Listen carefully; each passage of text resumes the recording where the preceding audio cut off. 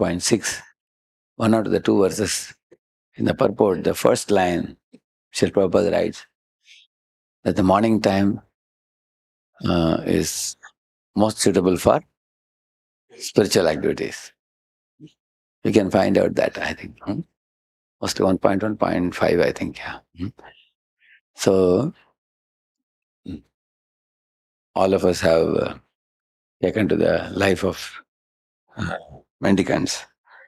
So, the early morning hours are very suitable for us to be contemplative, reflective, and absorb in spiritual activities. In the Bhagavad Gita, you will see Lord Krishna says that in the second, third chapter, there's a lot of talk about, controlling the senses, controlling the mind. You will see that. The path of spiritual life. And sometimes devotees think that this is all for the jnanis and yogis, not for devotees. But you will see that Upadeshamrita starts with Vacha. First 2-3 verses are, focused on, giving up the lower nature. The reason is our spiritual absorption requires a peaceful mind. If mind is filled with roaring waves of either sensual or speculative vibrations, then the mind is not able to peacefully focus on Krishna's name, form, qualities, pastimes, activities, even if it is spoken, even if it is available also. So therefore, there is a lot of talk about that. At the same time, although we say that the mind should be controlled, then the senses can be controlled. But controlling mind is also not very easy thing. We heard about it several times. So I'll tell you a little story. If you think about the meaning of the story, we will learn the secret of the mind and sense control. Once upon a time, a Radheshyam king, he felt that my son is quite frivolous and naughty, and I want to see him groomed as the next king, as a successor. So let me send him to some sage in the forest.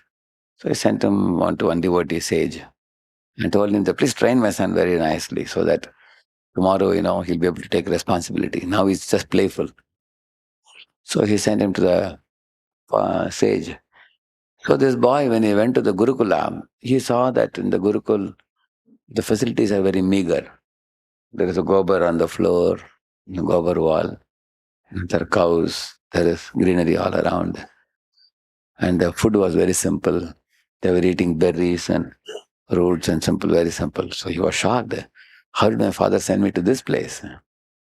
So immediately he told his assistant, soldiers who had come, please arrange a nice accommodation for me. So I arranged one house, like a palatial, like a palace kind of thing in the forest. They arranged it. So he also told his cook that, I will eat what you cook there, and I will come and take training from the sage. So he would walk down to attend the classes. Again, he would go back and live in his own palatial bungalow and eat nice food. And the sage saw that this fellow is eating very opulent foods and everything. But then he is coming to the classes and he is either dozing or his mind is very hyperactive. He's not able to absorb the message. So the sage was thinking what to do with this fellow. Then he told the cook that, please, I will tell you what to cook. Give simple khichdi to this fellow. Don't give him very opulent foods. And sage thought that after eating khichdi, when he attends the programs, slowly I can bring him to the Gurukula. He wanted to make him gradually become more serious and all. But then the cook won't listen to the sage because he was afraid. Prince, his king's son. If I don't obey him, maybe he'll get upset with me. So the cook said, I'm sorry, sir. Although you are a great sage, I agree. I offer my obeisances to you. But I have to follow the prince. So in this way, he was continued to cook what the cook demanded. And he was eating very heavy items and very opulent items, food and everything. So then the sage reported to the king that you want your son to get trained, but I'm sorry to say he is not ready for training. You have sent him to forest, but he is living in another palace. He left your palace, now he's living in another palace. And he left that place, but here he's eating very opulent foods in the forest, and he is just coming and going, hearing little knowledge because out of respect for you, he's coming and hearing and going, but he is not able to assimilate what he is learning. So the king asked, okay, you tell me what is to be done. He said, you can gently put a word to the cook. So I will tell him exactly what will benefit this fellow, what are sattvic items which should be cooked and everything. And the king called the cook and said, hey, henceforth you should do what sage says, not what prince says. So the cook agreed. My dear king, you have told now. Salam. I will follow it. Whatever you say, I will follow it. And the cook went to the forest. Alam. Now the cook was exactly making the menu as per the sage's plan. So the prince saw the food. He became angry. Hey, why have you made like this then? Because sage has said, why are you listening to him? You should listen to me. He said, no, your father has told. Then the prince became little afraid. Oh, father has told. He was very respectful to father. He couldn't protest against the father. So your father has said that at least till this training program, you have to, take whatever is provided here. That's what the cook, So the father has spoken to the sage and the cook, both of them. So I have to oblige, the cook said. So then the prince tolerated. Although he was not happy, he tolerated. Very simple food he was eating, and he was going to the sage. Now, because of the simple food is, naturally he was able to sit down and peacefully hear what the sage was saying, and gradually the knowledge started sinking in over a period of time. And in this way, he started advancing in spiritual life over a period of time. And then now he started liking the food. He started liking the knowledge. He became completely aligned with the sage. And he became a very suitable prince who can become a successor of his father. So the moral of the story is what?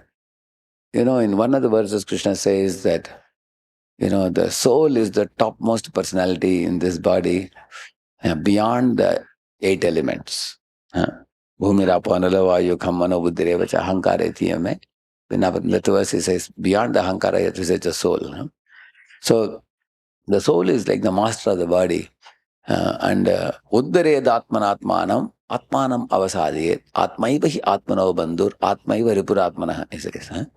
Bandhura atma atmanastasya enatmaiva atmanajitah anatmanasya shatrudve vartet atma shatrudve. In these verses he says that the soul being the master of this body, he has control over everything in the body, and he is like the king. And the sage is like the intelligence. And the prince is like the mind. And the cook is like the senses. Now you apply this analogy and see. Although we say that the intelligence should control the mind, that means the sage should control the prince. And the prince should control the cook. Like that we say. But you will see that the mind, the senses, they are on one side. And the intelligence is on the other side. You will see that intelligence goes by reason. And the mind and senses go by pleasures. And instinctive pleasures. And they repeatedly drag even the intelligence. Prabhupada says intelligence is the next door neighbor to mind. Prabhupada says. So, therefore, many times, intelligence becomes kobuddhi instead of being subuddhi. Because just like a man is certainly superior to wife, but then he can become henpecked by wife. So the buddhi becomes a henpecked husband of the mind. And the mind misdirects the intelligence to doing what he wants to do many times. So, and then the senses are already servant of the mind. Now, the prince was even able to force the sage that, I will do what I want. Correct, no? I will continue eating, I will be staying the way I want to stay. And the sage also couldn't say anything to him. Sage could not subdue. But one good thing the sage did was what? He reported to the king. He said, my dear king, I am helpless. I have respect for your son because he is prince. At the same time, the training is not happening. At least he complained to the king. So, in the same manner, one should take help of the soul itself, because all of us are souls seated in our bodily machine. And we are awarded with intelligence, mind, senses. These are all avenues given to us. And we have to watch how, and like you all know this very well in the Puranjanopakyan. You know, there is a lady, correct, no? The dharmic intelligence. He gets that lady, and she has got that snake behind her, which is the prana, correct, no? And she has 10 servants also with her, the 5 jnanendriyas and 5 karmendriyas, correct, no? So, and there is the 11th one, which is the mind also. So she has got a mind, she has got the 10 senses, she's got the prana. So the prana pushes the working senses. Mhm. And the mind pushes the jnanendriyas. The mind is connected to the jnanendriyas, and the prana is connected to the karmendriyas. You will see that. But then the intelligence is beyond all these things. But the intelligence is compared to the sage, because intelligence has the reasoning ability. So it can supply very good, training to the mind, provided the mind is willing to accept it. So when the mind is not willing to accept, then what should one do? One should, one's intelligence should consult the soul, and the soul should directly take charge of the senses. Therefore, Krishna says, Tasmatvam Indriyani Adav Niyamya Bharata. He says, Papmanam Prajihyanam Jnana Vijnana Nashanam. He says that directly take control of the senses, he says. Now somebody may wonder, what happened to intelligence? What happened to mind? No. Directly take, the soul should directly, therefore the king directly caught the cook and told the cook, hey, you cannot cook whatever, this prince is demanding. You should cook, what I am saying. And then king said, what I want to say you should cook is what sage will tell you. Because the king knows that sage will prescribe what is good for the prince. Then the intelligence could order the sense. And that is the reason why Krishna says you should begin your spiritual life with control of the senses. Same with Upadeshamrita, Vacho Vegam, Manasa Vegam, Krodha Vegam, Jiva Vegam, Budara Vegam, Upastha Vegam. He starts with the senses. He doesn't even start with Manasa Vegam, he starts with Vacho Vegam, and then he talks about the mind. He says like that. So, the reason for this is, out of all the different avenues given to us, the senses are the grossest. And the grossest ones are more easy to control. Subtler ones are more difficult to control. For example, if there is a fan rotating, fan is difficult to control, whereas the switch is easy to operate. So when you switch off, the fan stops. When you switch on, the fan is on. Similarly, the switch is the regulator. Regulating our habits is more easy than stopping the habits. Like, for example, somebody is eating sweet. If you tell him, stop eating sweets, is it possible? No. Okay, regulate. Eat limited. Only 2 gulab jamuns. Then that is possible. Okay, that is all right. So regulating is more possible. Mind cannot be stopped. Mind can be regulated. And the regulation starts with the senses. Initially, the senses will scream. They will not agree for regulation. They will say, who is making regulation? Throw that fellow out. Like the mind will say, like the prince was telling. So actually, we all as brahmacharis, we can see that our mind misdirects us. Eating at any time. I used to tell my assistant that, he would eat some days at 11, some days at 4, some days at night, 9:30, 10 he is eating. He's a young boy. Young people can digest stone also. Then we eat at any time of the day. I used to say, eat at regulated time. Fixed time and regulated type of food. Don't eat anything. Anything that is just tasty for the tongue. So from the senses, if we start, then gradually over a period of time, the senses will become, controlled. Then the mind, then intelligence. And the intelligence has very good direction, which is available from the scriptures. But for the intelligence to implement it, to control the mind, because the mind is something which goes by pleasure. And it's not, it's like a wife of the husband. Sometimes the husband becomes controlled by the wife. Similarly, the intelligence sometimes cannot exercise its control. For that way, the soul himself has to take charge. So therefore, Krishna says the soul should take charge of all these avenues given, because you have to liberate your spirit from matter. The goal of life is to liberate the spirit from matter and attain the ultimate goal of life. So these are things which are preliminary stage things, I said. Now, with respect to the mind, when you are sitting to chant, the mind requires some object of contemplation.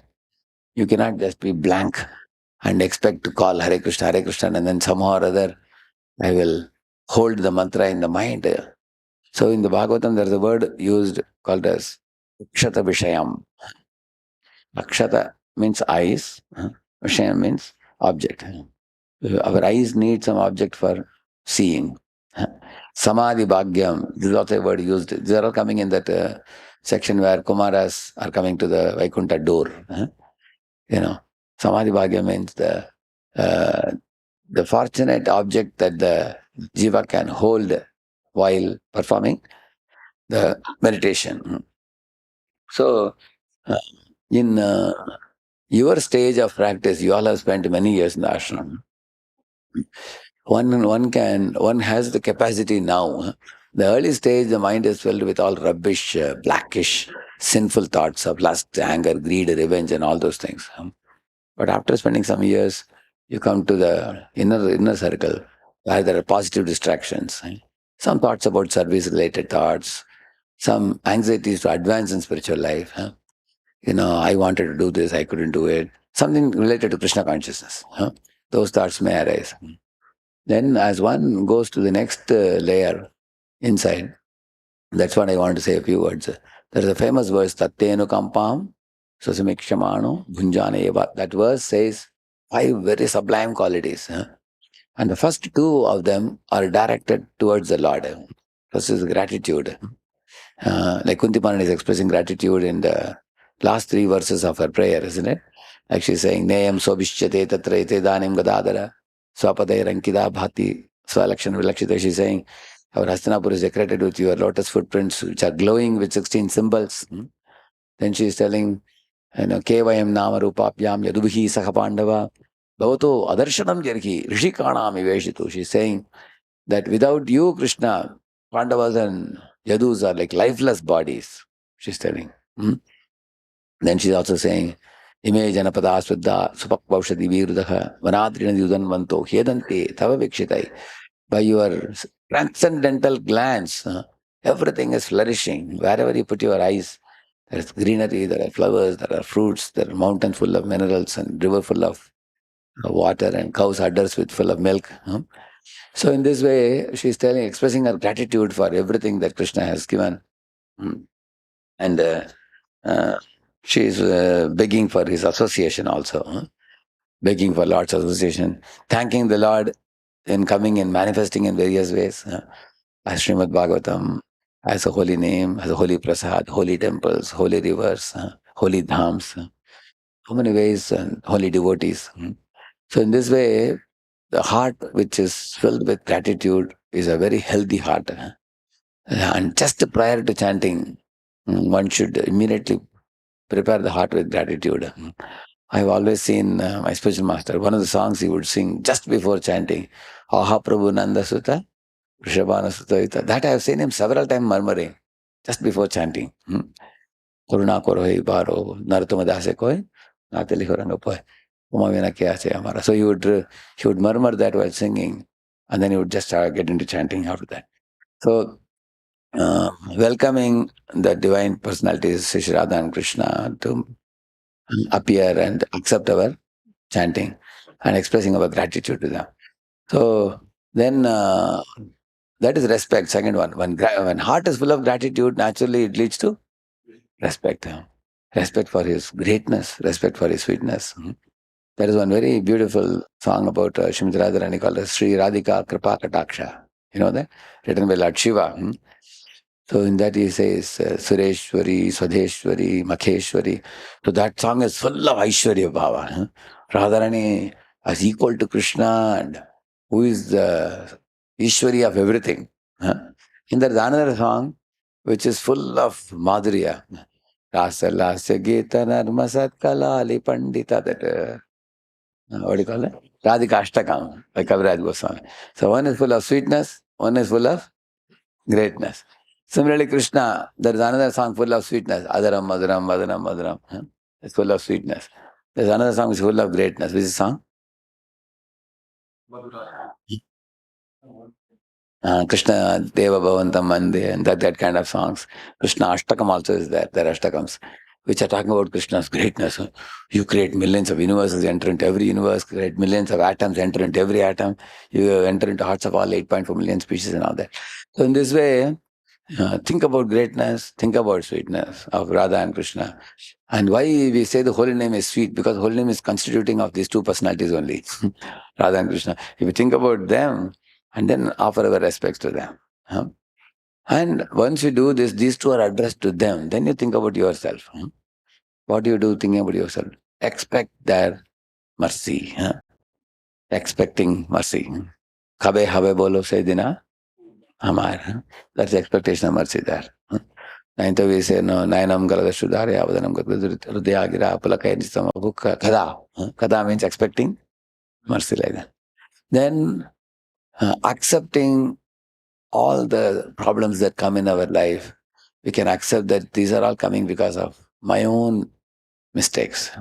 If my tongue is bitten by my teeth, whom can I blame? Will you take a hammer and break the tooth? Heck, you are biting my tongue, you'll break it. You can't do that. Similarly, my dear Lord, whom can I blame? I can't blame other devotees. I can't blame you. I can't blame anything. It's my own wrong actions for which I am suffering now. Accepting sufferings owing to my own karma, that makes us humble. And expecting mercy, that increases the greed and longing to attain the Lord. And lastly, declaring to Lord that I am ready to tolerate any type of reversals that may come in my way. But my only prayer to you, while undergoing the reversals, let me not forget you. So you all can repeat three statements which His Holiness Giriraj Maharaj makes. Tolerate reversals externally, remain cheerful internally, stay fixed in duty. So he said, this is the real meaning of tolerance. He said, tolerance is not that just tolerate. He said, tolerate reversals externally, but remain cheerful internally. And uh, stay fixed in duty also. Like that he said. So stay fixed in duty means all our spiritual duties.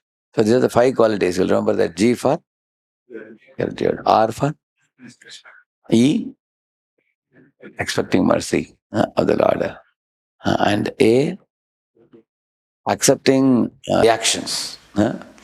Accepting reactions without blaming anyone.